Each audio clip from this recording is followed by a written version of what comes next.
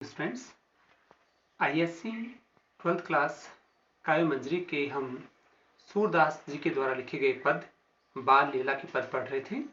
हमने पिछली क्लास में 2 पद पढ़ लिए थे। मैंने पहले बताया था आपको कि आपकी पाठ्य पुस्तक में सूरदास जी के 3 पद शामिल किए गए हैं। जिनमें जो पहला पद उस समय का है जब भगवान श्री कृष्ण घुटनों के बल चलते हैं। दूसरा पद उस समय का है जब वे चलना सीख जाते हैं और कुछ शब्द बोलना सीख जाते हैं। तीसरा पद जो है ये उनकी उस अवस्था का है जब वे शिकायत करना सीखते हैं और आज वे शिकायत कर रहे हैं बलराम भैया की। तो देखिए अपना पद क्या है और इस पद का अर्थ क्या है। तो बाल लीला का अपना तीसरा पद है, मैया मोही दाऊ बहुत खिजायो, मौसो कहत मोल को लीनो तू जसमति कब जायो। कहा करो ई रिसके मारे खेलन हो नहीं जात, पुनि पुनि कहत कौन है माता को है तेरो तात। गौरे नंद जशोदा गोरी तू कत श्याम शरीर, चुटकी दई दई हसत ग्वाल सब सीख देत बलबीर। तू मोही को मारन सीखी दाऊ कबो न खीजे, मोहन मुख रिसकी ये बातें जसमति सुनि सुनि रीझे।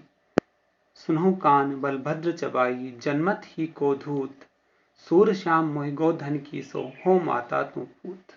बहुत ही अद्भुत और सुंदर पद है। मैया मोही दाऊ बहुत खिजायो। भगवान कृष्ण बलराम भैया के साथ खेलने जाते हैं, गायें चराने जाते हैं और बलराम भैया उन्हें विभिन्न प्रकार से परेशान करते हैं, उनको चिढ़ाते हैं। बलराम भैया की इन शरारतों से बाल कृष्ण परेशान हो जाते हैं और एक बार गुस्से में भर करके माता यशोदा के पास दौड़े चले आते हैं और आकर के दाऊ भैया की शिकायत करते हैं, बलराम भैया की शिकायत करते हैं। क्या शिकायत करते हैं? मैया मोही दाऊ बहुत खिजायो। मैया मुझे, मोही का अर्थ मुझे बलराम भैया ने बहुत परेशान किया। खिजायो का अर्थ परेशान किया। मौसो कहत मोल को लीनो। अब वो कैसे परेशान करते हैं? मुझे कहते हैं कि तुझे तो खरीदा गया है। मोल को लीनो, तुम्हें तो मोल लिया हुआ है।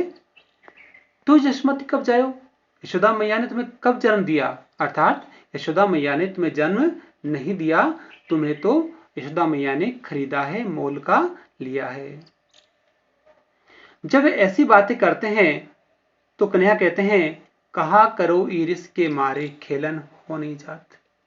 बस इसी गुस्से के कारण, ई का मतलब इस, रिस का अर्थ गुस्सा, क्रोध, इसी क्रोध के कारण मैं खेलने नहीं जाता। बाल कृष्ण यशोदा मैया से कहते हैं कि जब बलराम भैया ऐसी बातें करते हैं तो मैं इस कारण से उनके साथ खेलने नहीं जाता। एक बार कह दे तो कोई बात नहीं, एक बार कह दे तो कोई बात नहीं। पुनि पुनि कहे तो कौन है माता, वे तो मुझे बार बार कहते हैं। पुनि पुनि का अर्थ है बार बार, बार बार कहते हैं कौन है माता, तेरी माता कौन है? को है तेरो तात, तात का अर्थ पिता, और तेरे पिता कौन है? वो कहते हैं गौरे नंद जसोदा गोरी तू कत श्याम शरीर। अब वो कहते हैं कि नंद बाबा गोरे, यशोदा मैया गोरी, और तुम तो काले हो, तुम तो श्याम वर्ण के हो, तुम उनके संतान कैसे हो सकते हो? जब माता पिता गोरे हैं तो संतान भी गोरी होती है। तुम तो काले रंग के हो, काले वर्ण के हो, इसलिए तुम यशोदा मैया के सांवले रंग के हो, इसलिए तुम उनके पुत्र नहीं हो सकते। ऐसी ऐसी बातें वे कहते हैं। चुटकी दे दे हसत ग्वाल सब। बाल कृष्ण कहते हैं मैया से कि मैया चुटकी दे दे, जो ग्वाल बाल हैं उनके साथी हैं वे सब चुटकियां बजाते हैं, हंसते हैं। सीख देत बलवीर, और बलराम भैया उन्हें नई से नई बातें सिखाते रहते हैं। अब देखा कृष्ण ने कि माता पर इन बातों का फर्क नहीं पड़ रहा है, माता तो मन ही मन मुस्कुराती जा रही है, तो उन्होंने इमोशनली ब्लैकमेल किया और क्या कहा, तू मोही को मारन सीखी दाऊ कबो न खींचे।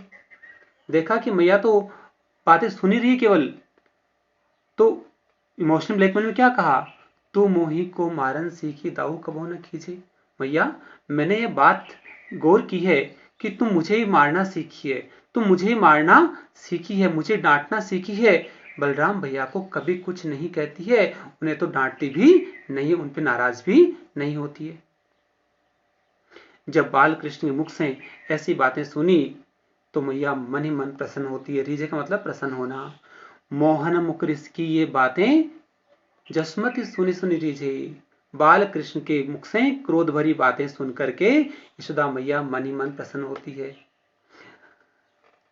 अब देखा कि कन्हैया को तो मनाना जरूरी है, कन्हैया गुस्से से भरा हुआ है, उसे मनाना जरूरी है, तो धीरे से उसके पास आती है और क्या कहती है, सुनहु कान बलभद्र चबाई जन्मत ही को दूत। अब वो यहां बलराम भैया की बुराई करती है। क्या कहती है, सुनहु कान, कन्हैया सुनो, बलराम भैया तो शरारती है और जन्म से ही वो तो धूर्त है, चालाक है, तो उसकी बातों का बुरा मत माना कर। सुनहु कान बलभद्र चबाई जन्मत ही को धूत, वो तो जन्म से ही धूर्त है, जन्म से ही चालाक है और बातूनी है, तुम उसकी बातों का बुरा मत माना करो।